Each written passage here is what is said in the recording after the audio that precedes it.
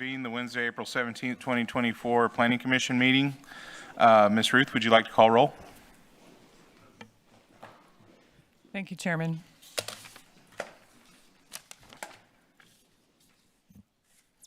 Chairman Miller, Here. Vice Chairman York, Here. Commissioner Mandel, Here. Commissioner Salazar Garza, Here. Commissioner Munoz is absent, Commissioner Matagi, Here. Commissioner Lerma is absent, Commissioner Hedrick, Here. and Commissioner Budd. Here. We have a quorum to conduct the meeting. Okay, thank you. Moving on to item number 2, public comment. Ms. Ruth, would you like to read the rules of decorum? Thank you, Chairman. Citizens will be allowed to attend and make public comments in person at City Planning Commission meetings. The public is invited to speak on any agenda item and any other items that pertain to the Planning Commission. Comments are limited to 3 minutes. If you choose to speak during this period, you will not be allowed to speak again when the specific item is being considered in order of the agenda.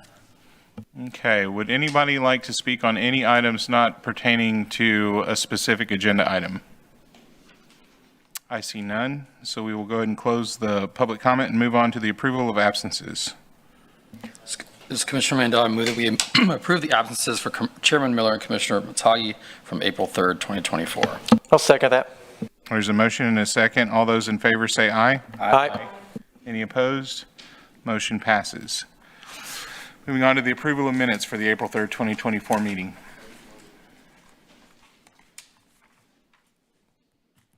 Commissioner Salazar Garza, I make a motion to pass the minutes for, what was it, April the 3rd, 2024? Second. There's a motion and a second. All those in favor say aye. Aye. Aye. Any opposed? Motion passes. Moving on to consent, public hearing, discussion, possible actions, item A, B, and C. And since we have multiple abstentions and some folks that are very interested in their zoning cases, we're going to start off with item C, since we don't have any abstentions on items 12 and 13. Good evening, Commissioners. Mark Orozco, Planner 3 with Development Services. I'm going to be reading into record items A, B, and C, consent items.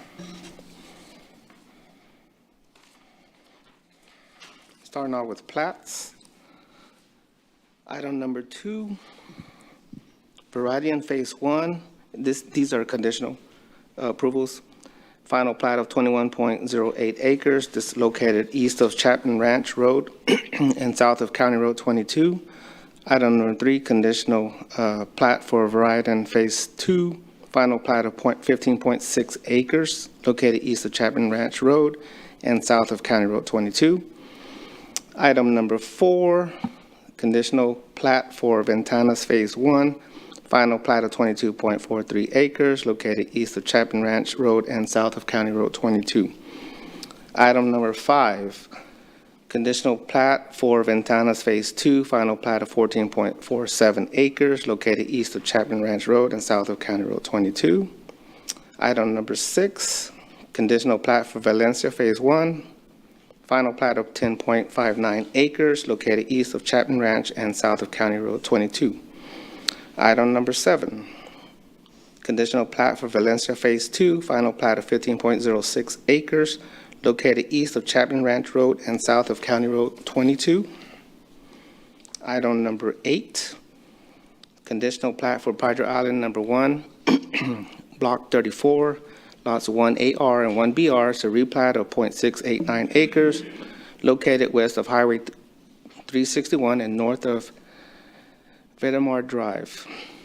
Item number 9, Solid Rock Industrial Park. It's a prelim of 45.2 acres located west of SPID and north of Old Brownsville Road, FM 665. The plats are meeting the Technical Review Committee review comments, and the Texas Local Government Code. Moving on to consent item B. Item 10 is a request for a waiver of the wastewater infrastructure construction for London Ranch Estates.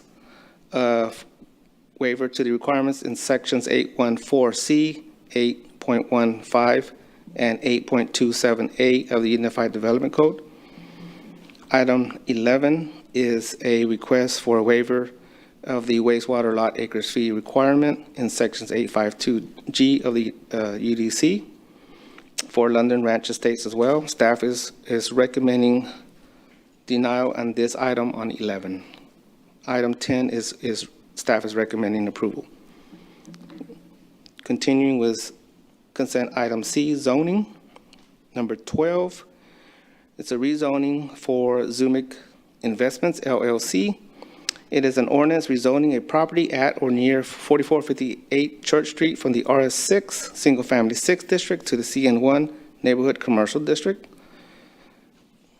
Item 13 is a rezoning, excuse me, for the City of Corpus Christi. It's an ordinance rezoning a property at or near 2212 Morris Street from the RS6 Single Family 6 District and the CI Intensive Commercial District to the RM2 Multifamily District. Staff is recommending approval for these two zoning items as well. At this time, staff can answer any questions on these consent items. Okay, does anybody have any questions for staff? And since we don't have a light system anymore, if you'll just throw up a finger. Are we doing the whole agenda? Yes. Can you briefly run through the presentation for item 10? You said staff's recommending denial. I don't know why. I know I've seen that, but Item 11 is the denial. 11's the denial, but they're the same. Number 10 is the waiver. So you're recommending approval of the wastewater waiver, but still making them pay the fee? Correct. What's the reasoning there? I can take that one. Brew Whitmire Development Services. So as part of the waiver for the fee, the idea is that there's not going to be growth in that area for the next 15 years. So one of the changes and why item 10 actually came back up is because there is growth in that area. So we know that there will be future lines in that area. We know the CIP project of that lift station is out there. So even though it's not there right now for them to hook up to, we know it's coming up.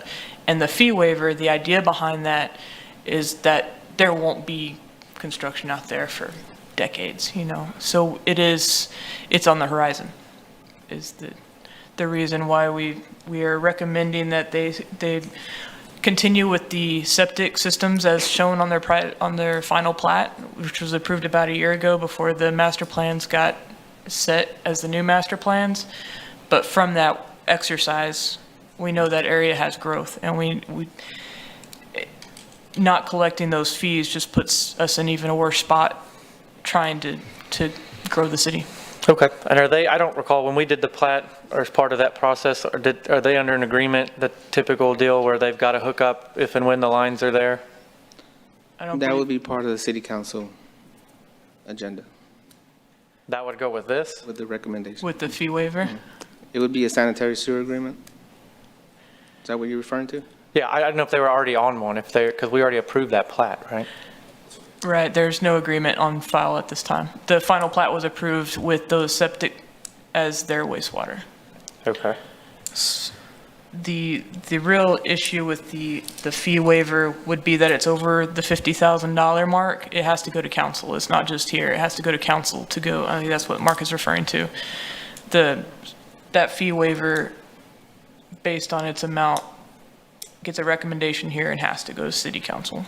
So for 10 and 11, we're just recommending for council? Correct. For 10. Just for 11? For 10, it ends here. 10 is just whether they have to connect to sewer or if septic is good. Previously, septic was already approved on the final plat. Just for openness, the master plans have changed since then. So we're just kind of representing that to make sure it's still aware that they're still going septic. And then item 11 is the new part of it, because before they didn't ask for a fee waiver. The fee waiver is a new request. And so for that, I didn't want to present the fee waiver without revisiting why they're not connecting to our system. Okay. I think that clears it up. Thank you. Yeah, got it. Any other questions from commissioners? The surrounding areas, of this property, do they have septic as well? Or, Great question. Actually, right next door, Charlotte Estates, their plat also is for septic. So everyone in this area is planning for septic. But oh, okay, with the master plan exercise, we know within the next 15 years, there is going to be some sort of city infrastructure growing out that direction. And that's why we are recommending disapproval for the fee waiver, because it's going to take money to build that infrastructure so right now, the other areas are on on the septic. septic? Okay. Yes. Okay, thank you.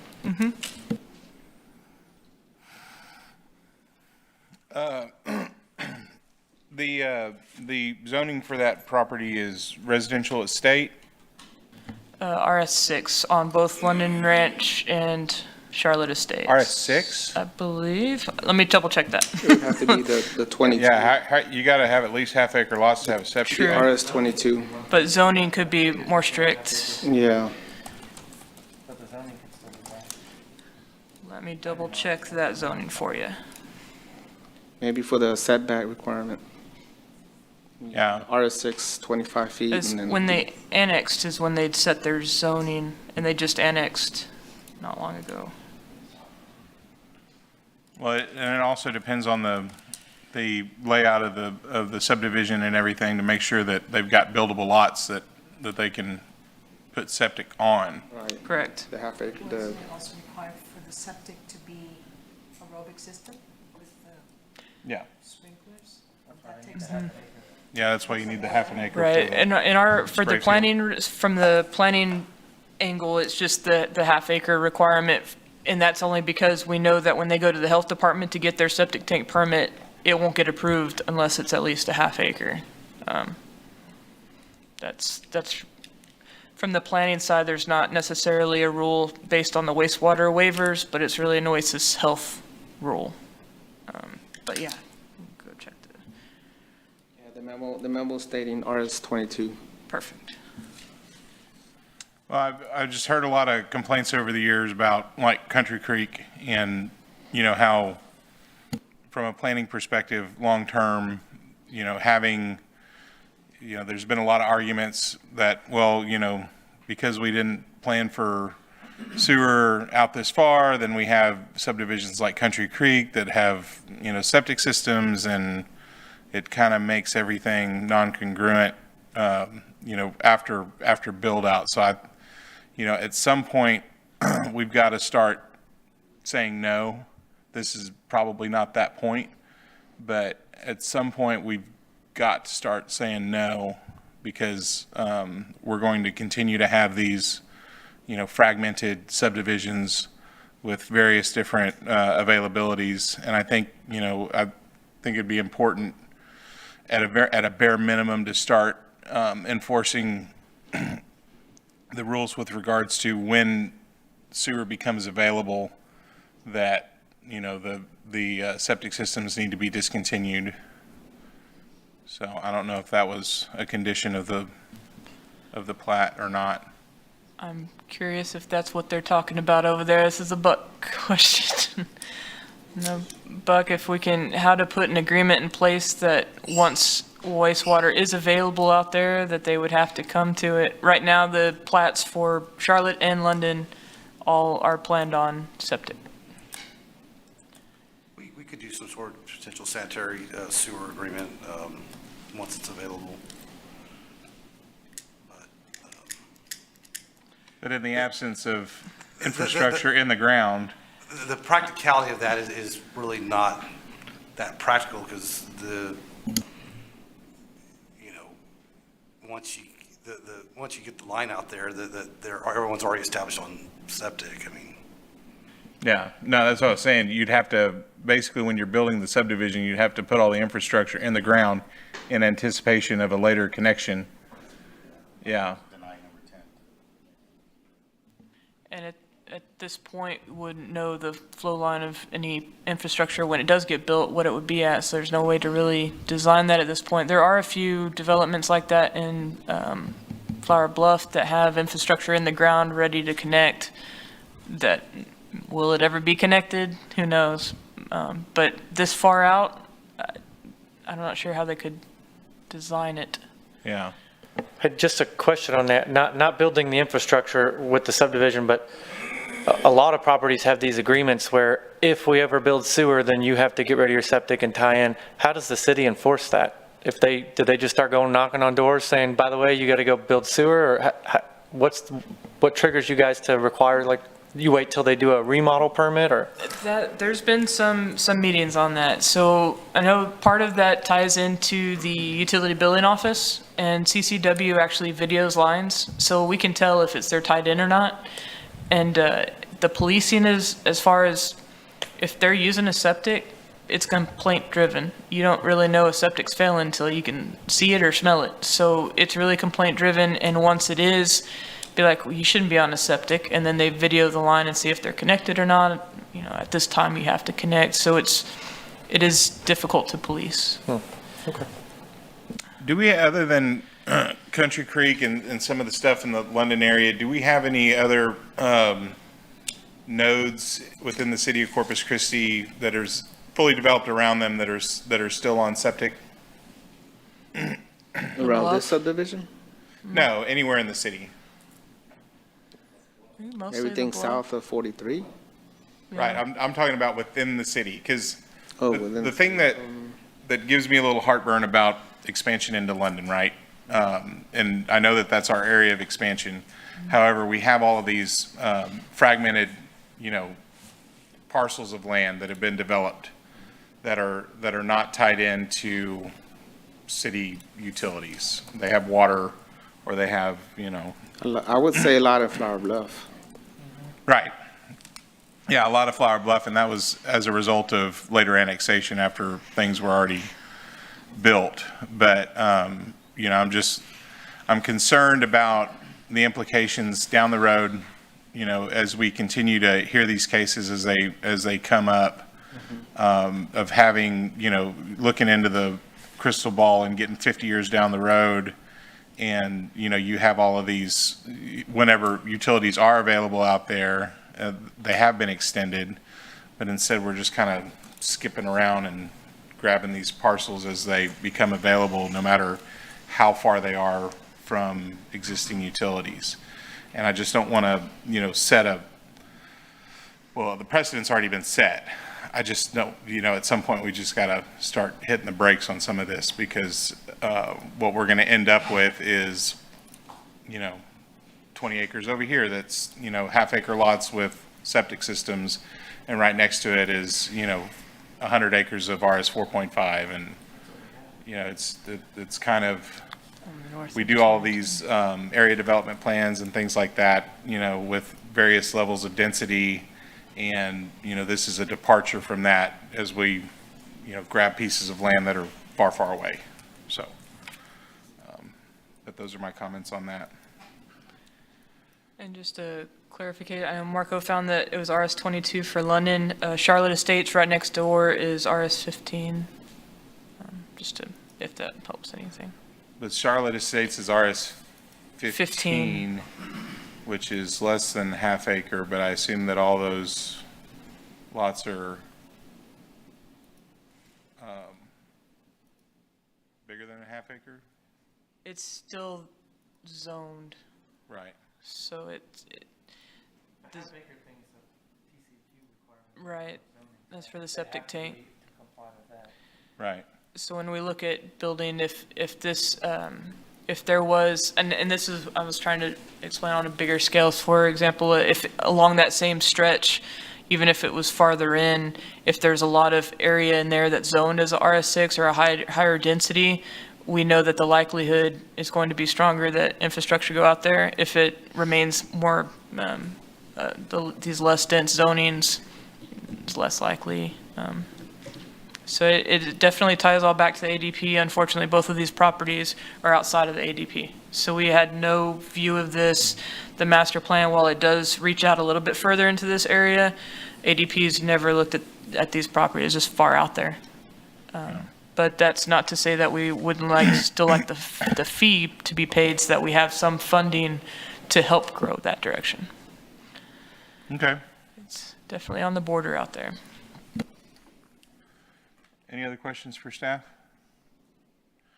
I see none, so with that, I'll go ahead and open up the public comment on the consent agenda, items A, B, and C. Anybody would like to speak on any of these items, please come forward. We'd like to speak on number 11. Okay, come on up. Mark's standing in your way. I sent a PowerPoint presentation yesterday. Is it Mr. Bell, if you could, before or after you're done, sign the sign-up sheet. There was no table out there for it, so, and I think Mark will pull up your presentation. Just for future reference, are we requiring all speakers to sign in now? Yes, public comment, we always have them sign in their name and address and what agenda item they're okay. wanting to speak on. I guess I didn't pay attention. Oh, the table's gone. All right. Well, if anybody else wants to speak, y'all, please come sign. My name is John Bell. My address is 13750 Primavera in Corpus Christi, and I'm here on behalf of the developer in connection with item number 12, which already has captured a lot of your attention. And as you're aware, the problem is this subdivision is not being built. It's zoned RS22. And the difference between RS15 and 22 is 15, to do half-acre lots is kind of right in between those two. Point of rates. clarification, I think you're talking about item number 11. Item number 11. Okay. Yes. Yeah.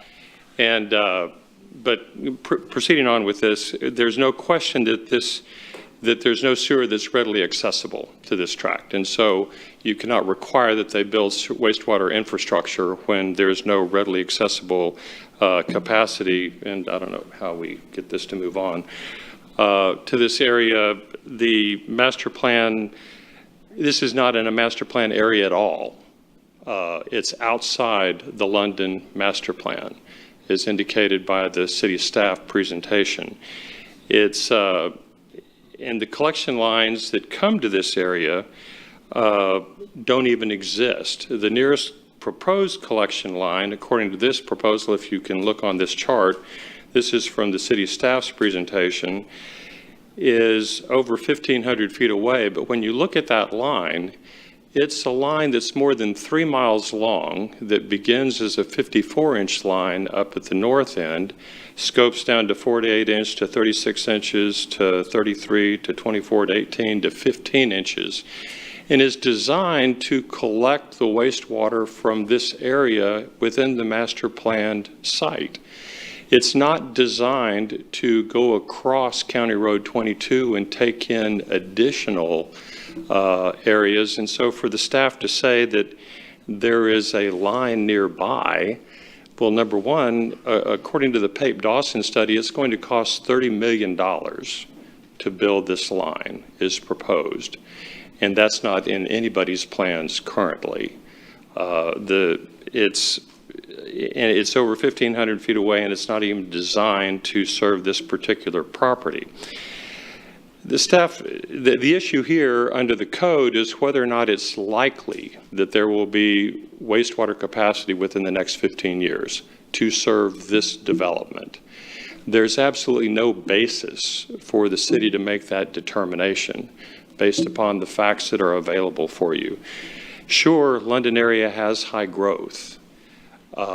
There are 225 lot additions approved last year. You've got 400 lot additions in London on the agenda today.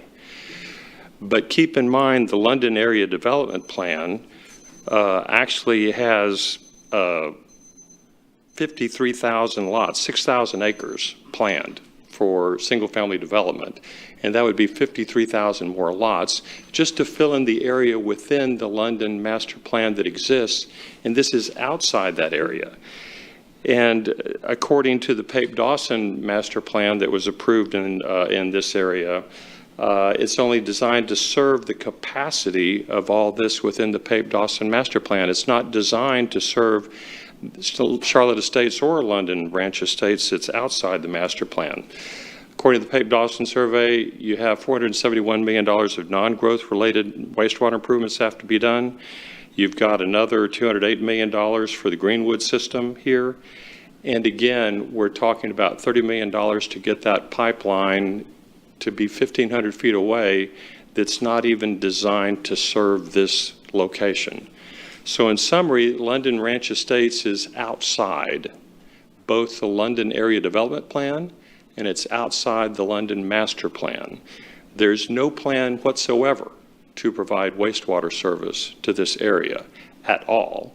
And we just approved the London Area Master Plan wastewater just a few months ago. So, I mean, it's, you know, every 5 years or so you do a master plan, you've already done it. It would cost $30 million to get wastewater anywhere near this, and that wastewater line is not designed to serve this area. All right. It's designed. Your point's Yeah. taken. And I'll stop here, but basically, there's no way to say that you can serve this area. And basically, as a city, you can't extract money from a developer to pay for infrastructure off-site that does not serve this development. Understood. Thank you, Mr. Bell. Sure. Appreciate it. One last comment about Flower Bluff. There are a lot of subdivisions that have been developed in Flower Bluff since it was annexed, Golden Oaks and others that are on septic tanks, that will always be on septic tanks. They're enclaves like that, and this area will become a similar enclave. Even when the city does extend its master plan to include this area, there's no reason why it should serve this area with wastewater, because everything will be developed with septic tanks on half-acre or larger lots. So Okay. there's no basis for that. Thank you very much. Understood.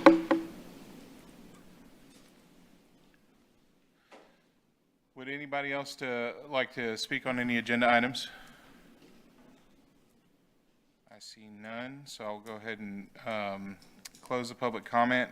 And before we start shuffling everybody else up, does anybody have any other comments or questions or concerns?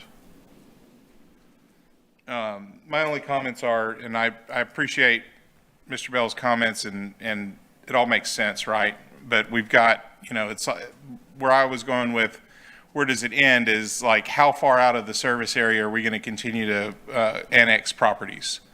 Because, you know, I have property in Duval County, right? And so if I, you know, go out and say I want to build a subdivision and get annexed by the city of Corpus Christi, you know, where does it end?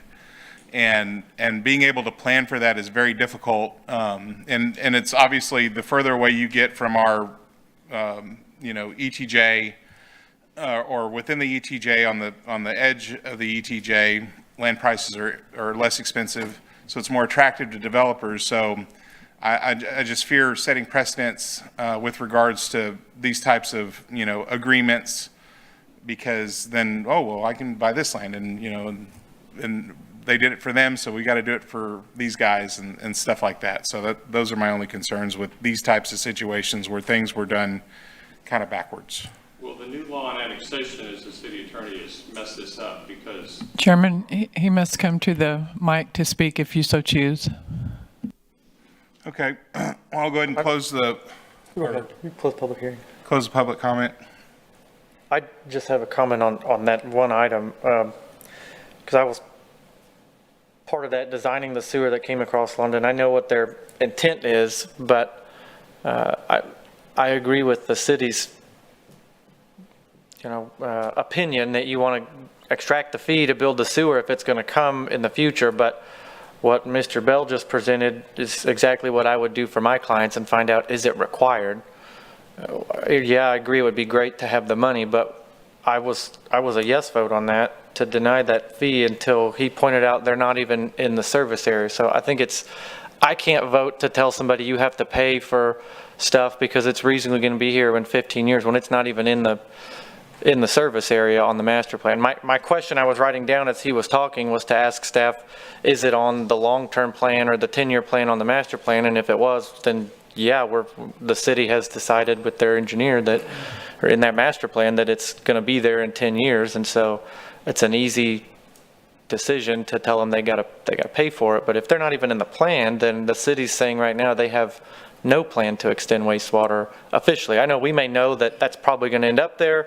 We don't know when, but the official plan we have to go by says there's no plan. So just my comment. So I'm going to be a vote for an agreement of waiving the fee on that one because of that. That's my only comment. Okay, so I guess what we'll do now is Commissioner Hedrick's going to be abstaining from items 2 through 7. So if you'd like to step out, we'll take a quick vote on that. All right, do we have a motion for items 2 through 7? Motion to approve items 2 through 7 as presented. I second. There's a motion and a second on the floor. All those in favor say aye. Aye. Aye. Any opposed, same sign. Motion passes. Commissioner Hedrick's going to come on back. Hey, I actually have a question for staff as we're doing this. With the remodel, when we step in the back, is there a way to have audio? I don't think it'll be necessary for today, but whenever there's a long conversation, there used to be like an audio thing back there, so we can kind of know when it's time to come back in. Is there volume in there? Does anyone know? The doors are not soundproof. You can hear everything. Could we get a wine glass for the door? That'll be the next change order. We need a wine glass at a table. Perfect. That's behind the locked door. Okay, so on now, let's do Chairman, item you number 8. You could do 8, 12, and 13 now if you'd like. Okay.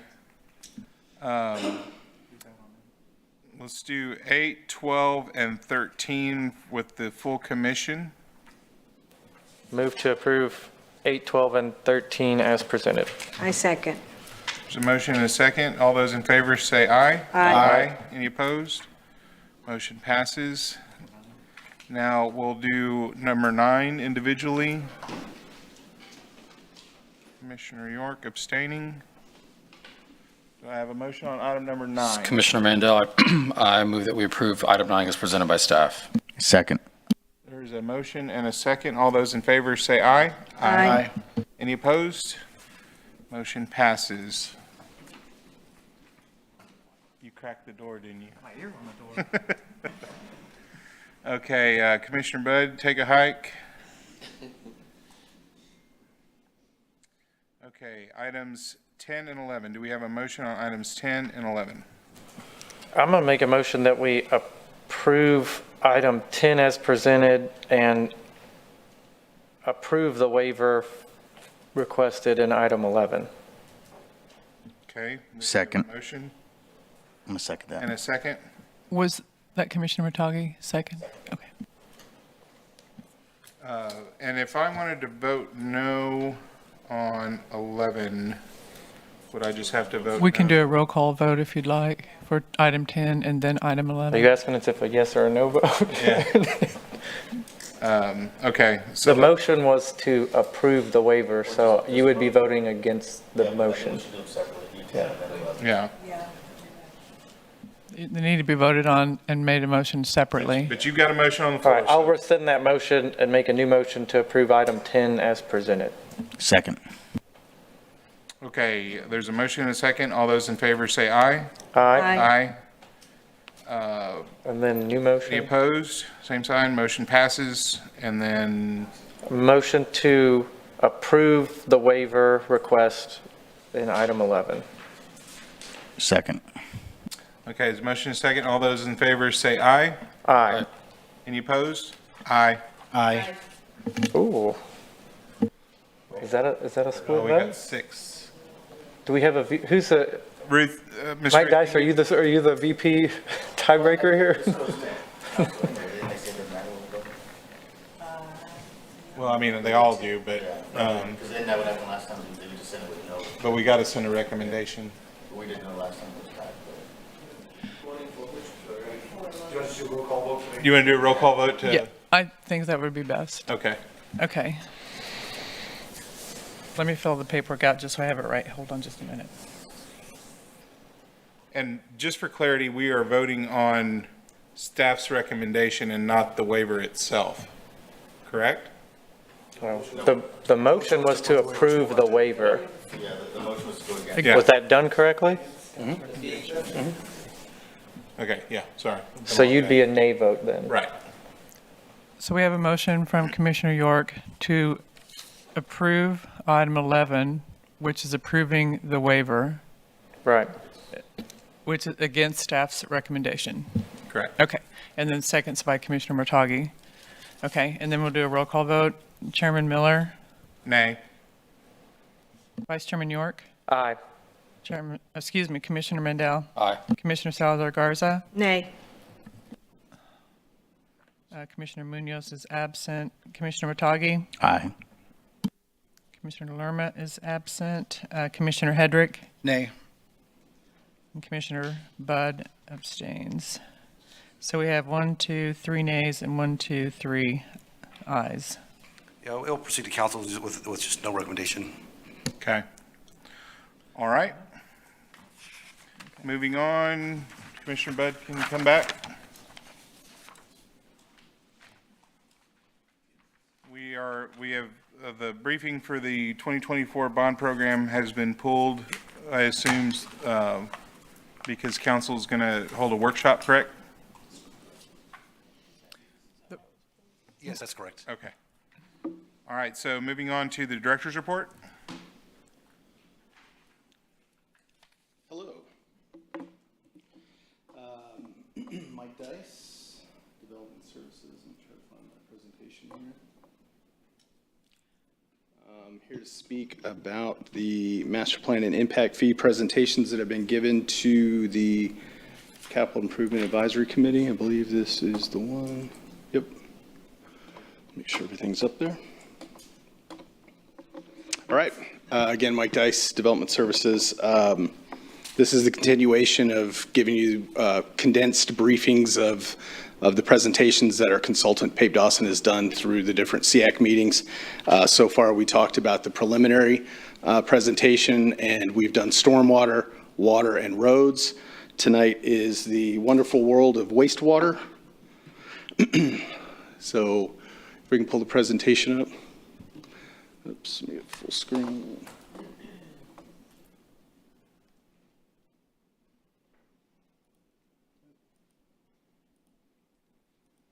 There we go.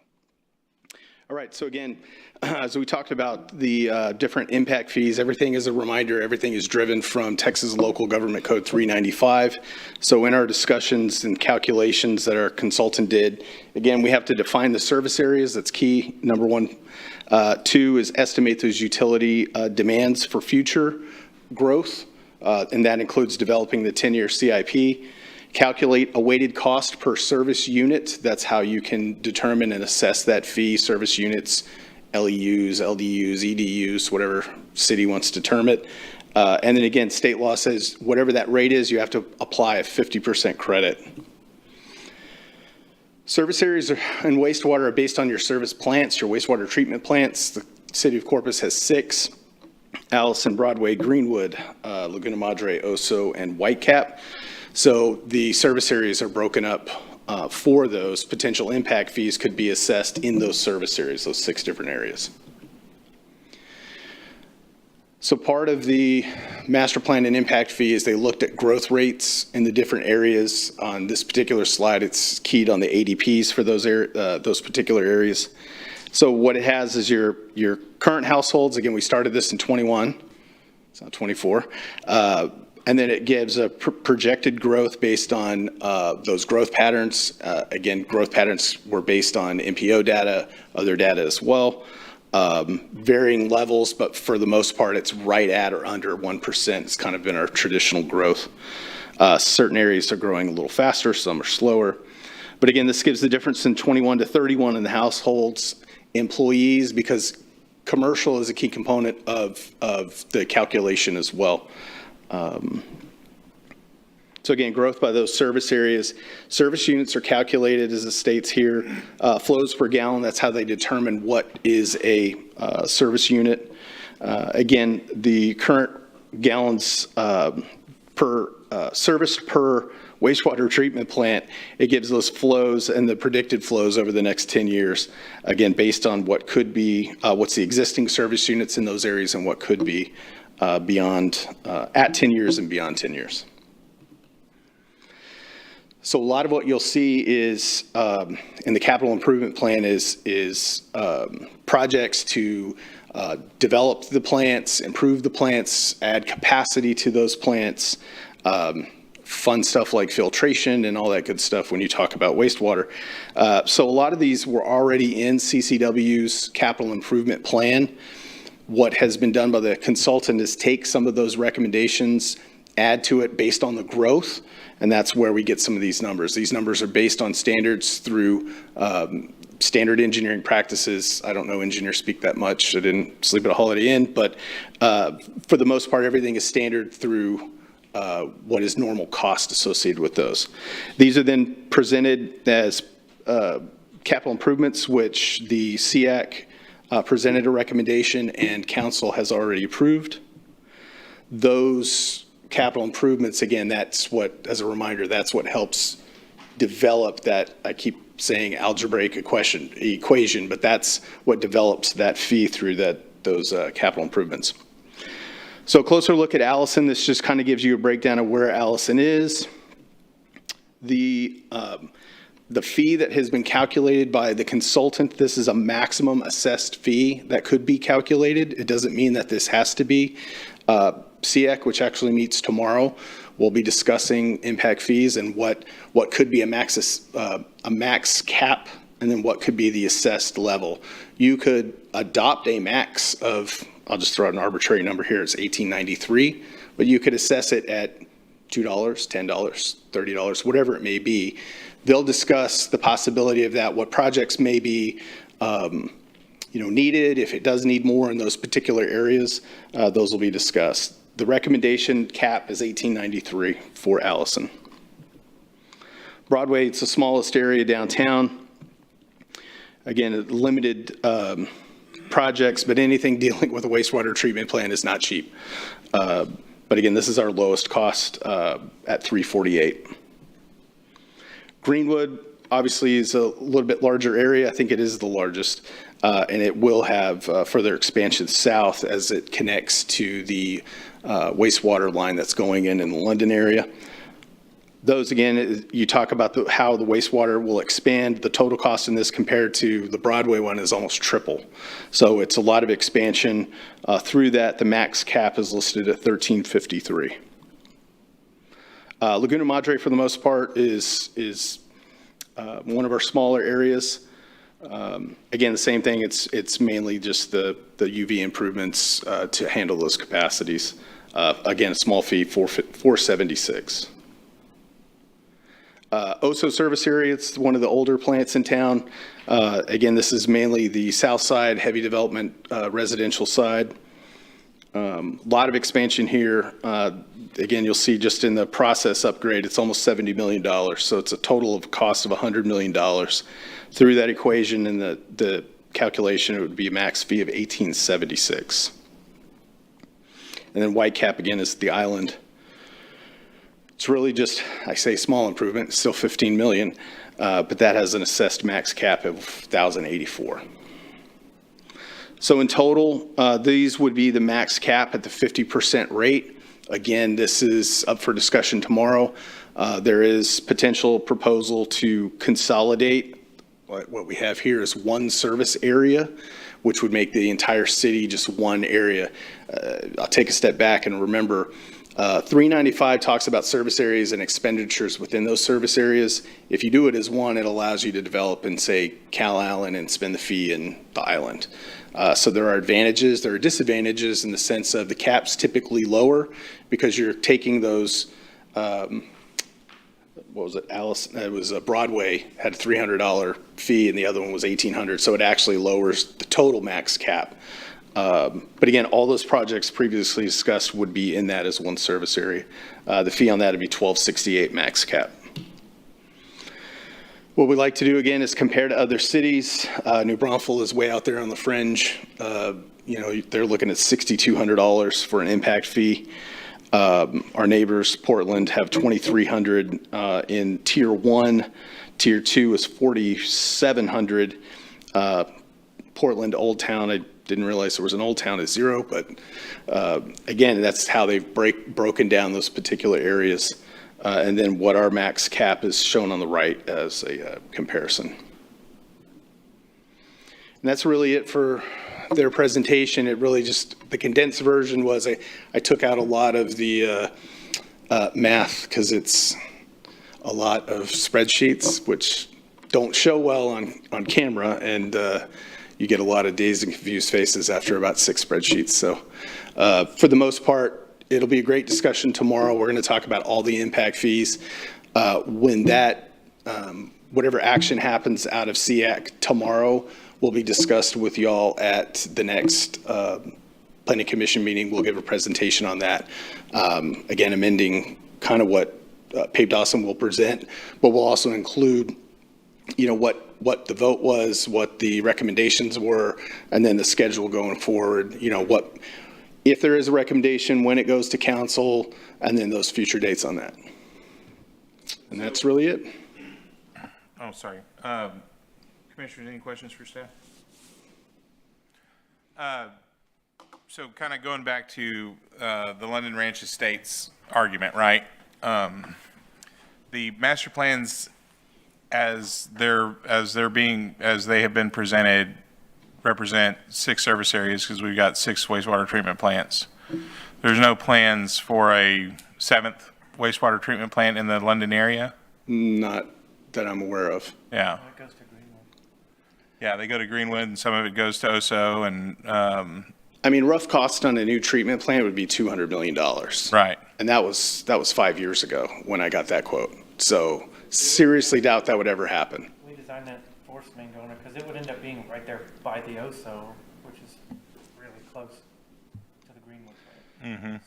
There's a huge lift station right there. Everything in the future will basically go to that one lift station, and it's going to be expanded. I think there was 3 phases of it planned. Commissioner, if you could turn your mic Sorry. on. Thank you. Anyway, that lift station right on the other side of OSO is planned to be phased, so it'll be massive, and then if and when needed, and then it pumps to OSO. Sorry, Greenwood, not OSO.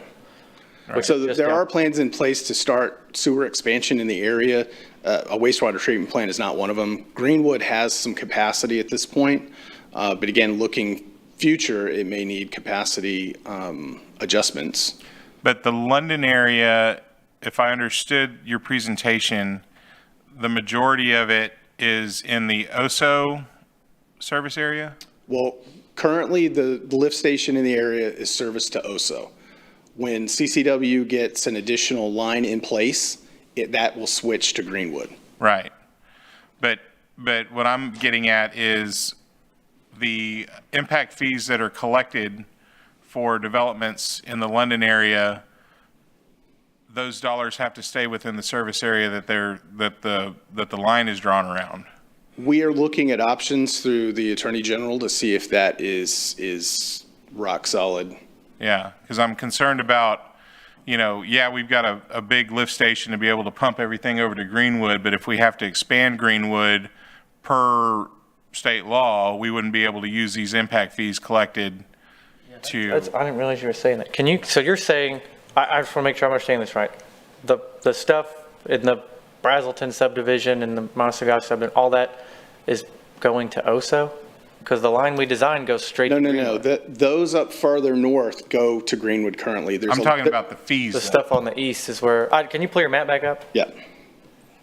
You're talking about the rest of London east? I'm just saying, so if you collect an impact fee in a certain service area, that's one thing that's always kind of given me heartburn about impact fees is, you know, that money has to be spent within that service area. Right.